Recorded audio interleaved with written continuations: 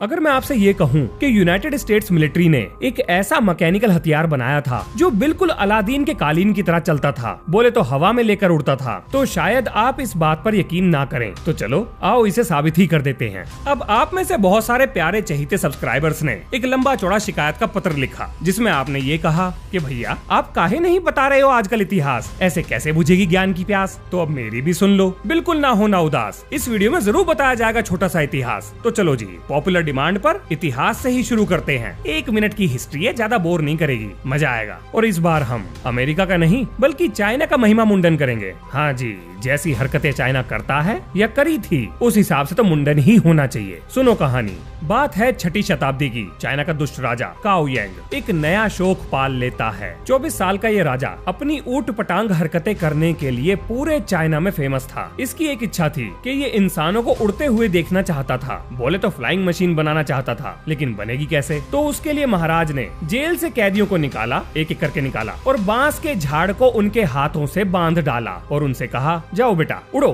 कैदियों ने बोला महाराज ये झाड़ हैं, पंख थोड़े ही हैं, हम इनसे नहीं उड़ सकते। महाराज बोले तुम महाराज की आज्ञा का पालन नहीं करोगे, तुम्हें मृत्यु दंड मिलेगा। और भैया ये बेचारे, महाराज गलती हो गई, करते हैं कोशिश, क्या पता उड़ जाए। लेकिन महाराज ने इनकी ना सुनी और इन्हें एक पहाड़ पर चढ़ाकर भाई साहब धक्का दे दिया, ये सोचकर कि अगर उड़ गए तो प्रयोग सफल हुआ और अगर नहीं उड़े तो कोई ना, कैदियों की कौन सी कमी पड़ रही है, और आ जाएंगे, जिसके साथ साथ डिजाइन में सुधार भी होते जाएंगे। ये बहुत ही क्रूर और दुष्ट राजा था। वैसे चाइना के तो सारे ही ऐसे होते हैं। अब भैया कैदी आते गए और पहाड़ से टपकते गए, कोई भी ना उड़ सका। उड़ता कैसे? नीम की टहनियां बांधकर तो मैंने भी कोशिश करी थी बचपन में, जल्दी समझ में आ गया था कि अपन पंछी नहीं है। और इसके पीछे का कारण था राइट ब्रदर्स की कहानी, जो हमें स्कूल में सुनाई गई थी, जिसे सुन के अपने को लगा हैं अपन वैज्ञानिक से कम थोड़ी है, झाड़ झुंड लगाएंगे और हवा में उड़ जाएंगे, बस फड़फड़ाना ही तो है। वैसे 7-8 साल की उम्र होगी मेरी उस टाइम पे, नटी तो हम बचपन से ही थे। फिर राजा को आया ख्याल कि क्यों ना डिजाइन में बदलाव किए जाएं और इसे पतंग की तरह बनाया जाए, क्योंकि राजा के राज्य में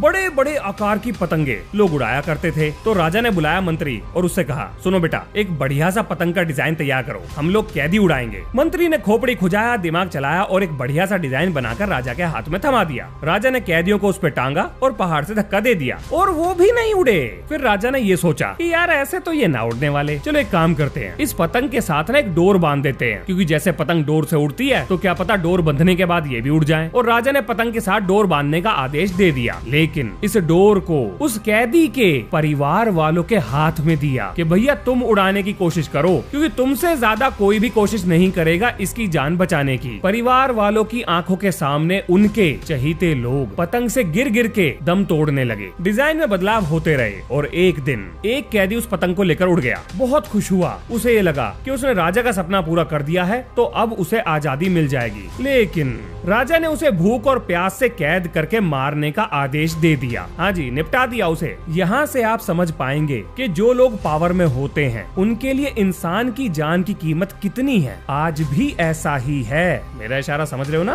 अरे आप तो हो ही समझदार। अब ये बात 100% सबके लिए सही नहीं है, लेकिन मेजॉरिटी के लिए सही है। आगे चलते हैं। 1300 साल बाद कोल्ड वॉर का समय, रशिया और अमेरिका ने एक दूसरे के साथ अपने सींग फंसा रखे थे। उस समय पर इन दोनों के सींग निकले हुए थे। मिलिट्री सींग या मिलिट्री मसल ज्यादा सही शब्द रहेगा ना यहाँ पर? हाँ, मिलिट्री मसल कहते हैं। चलो, अब क्योंकि इनके मिलिट्री मसल काफी बड़े हो चुके थे, जो कि एक दूसरे को डरा रहे थे, तो ये लोग नए नए तरीके के हथियारों पर काम कर रहे थे, जिससे एक दूसरे को पटकनी दी जा सके। और यही वो समय था जब अजीब अजीब हथियारों का निर्माण शुरू हुआ। बेसिकली अमेरिकन मिलिट्री की बात करते हैं, क्योंकि रशिया वाले तो उस समय इंफॉर्मेशन को छुपाने में एक्सपर्ट थे। ज्यादातर रशिया की जो मिलिट्री टेक्नोलॉजी है या उनके सीक्रेट एक्सपेरिमेंट्स हैं, ये अभी तक पूरी तरह से पब्लिक डोमेन में बाहर नहीं आए हैं। लेकिन अमेरिका के उन्हीं के देशों के नागरिकों ने ढोल नगाड़े बजा बजा कर पूरी दुनिया को बताए हैं। तो उन्हीं में से एक एक्सपेरिमेंट के बारे में मैं आपको बता रहा हूँ। अमेरिकन मिलिट्री चाहती थी कि एक ऐसा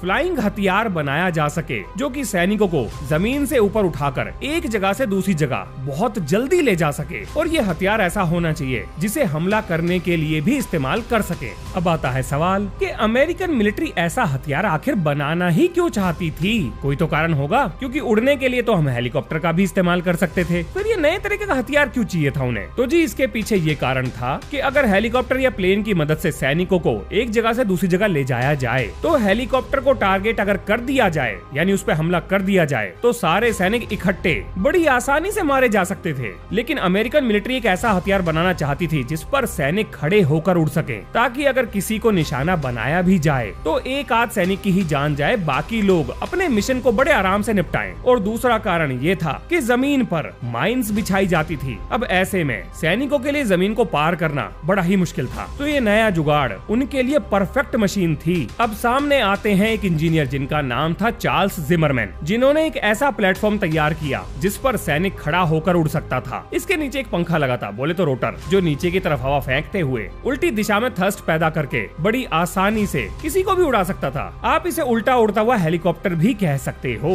बस हवा फेंकने की दिशा पलट जाएगी। अब इसका ये भी फायदा था कि इस पर खड़े होने वाला सैनिक उड़ते हुए दुश्मन पर फायर भी कर सकता है, और इसको चलाना भी आसान था। आगे झुकोगे आगे जाएगा, पीछे झुकोगे पीछे जाएगा, दाएं बाएं झुकोगे तो दाएं बाएं भी जाएगा, रोटर की स्पीड बढ़ाओगे तो ऊपर जाएगा, घटाओगे तो नीचे आएगा। तो कुल मिलाकर बढ़िया जुगाड़ था। अब ये चीज लगभग 30 फुट की ऊंचाई पर और 60 मील प्रति घंटे की रफ्तार पर चल सकती थी। लेकिन इसके साथ एक समस्या थी, ये गला फाड़ फाड़ के शोर मचाता था। मतलब ये कि 1-1.5 किलोमीटर से भी बड़ी आसानी से पता लग जाता था कि भैया सामने से कोई चीज उड़कर जंग के मैदान की तरफ आ रही है। अब ऐसी स्थिति और परिस्थिति में वो जो होते हैं ना निशानची, छुप कर बैठने वाले, अरे भैया स्नाइपर, उनकी तो लॉटरी निकल गई। वो अपना निशाना लगाते थे, इन्हें टपकाते थे, और इनका ये फुंतरू जिस पर बैठ के सवार थे वो दुश्मनों के हाथ लग जाता था। तो अमेरिकन मिलिट्री इंजीनियर्स ने ये सोचा क्यों ना इसे थोड़ा साइलेंट कर दिया जाए। अब इसे साइलेंट करने के चक्कर में इसका वजन बढ़ गया, ये ज्यादा ऊपर नहीं उठ पाया, और तंग आकर इस प्रोजेक्ट को आखिरकार बंद ही करना पड़ा। और आज ये अमेरिकन मिलिट्री म्यूजियम में रखा हुआ है, इस उम्मीद में कि लोग आएंगे, इसको देखेंगे, प्रेरणा लेंगे, और क्या पता भविष्य में कोई नई चीज बना दे।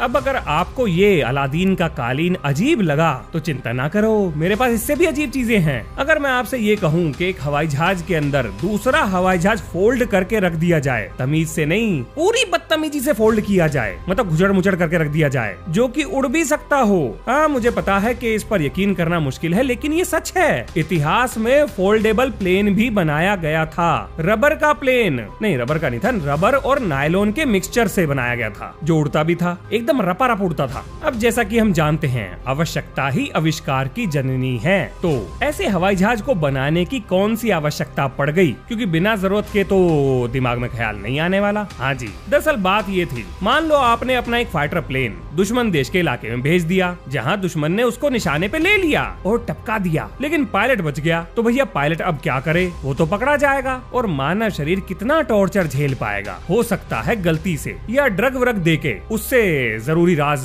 निकलवा लिए जाए। तो ऐसी स्थिति से बचने के लिए सिर्फ 2 ही रास्ते थे, या तो पायलट अपने आप को निपटा ले, या फिर पायलट को दुश्मन देश के इलाके से किसी तरह से निकाल लिया जाए। तो पायलट की जान बचाने के लिए इस तरह के फोल्डेबल प्लेन दूसरे जहाजों की मदद से गिराए जाते थे दुश्मन देश के इलाके में। एक तो ये तरीका था, और दूसरा एक ऐसा फोल्डेबल प्लेन पायलट अपने साथ लेकर उड़ता था। अब जैसे ही पायलट का प्लेन क्रैश होता था, तो वो ये फोल्डेबल प्लेन लेकर पैराशूट की मदद से हवाई जहाज से कूद पड़ता था, और जमीन पर आकर इस फोल्डेबल प्लेन को खोलकर एक नया प्लेन तैयार करता था और उसे लेकर उड़ जाता था। अब आप पूछोगे मेरे से सवाल, क्यों भैया इसके मसल फुलाने में समय कितना लगता था? भाई साहब मात्र 5 मिनट। कितनी तेज रफ्तार पे उड़ता था? लगभग 115 किलोमीटर प्रति घंटा। कितनी दूर तक उड़ सकता था ये? लगभग 450 किलोमीटर तक। 450 किलोमीटर के बाद क्या होगा? अरे कुछ नहीं, जमीन पे उतर जाओ, दूसरा प्लेन उठाओ और फिर से उड़ जाओ। यही था खतरनाक प्लान बचने का, इसके अलावा और कोई ऑप्शन था ही नहीं।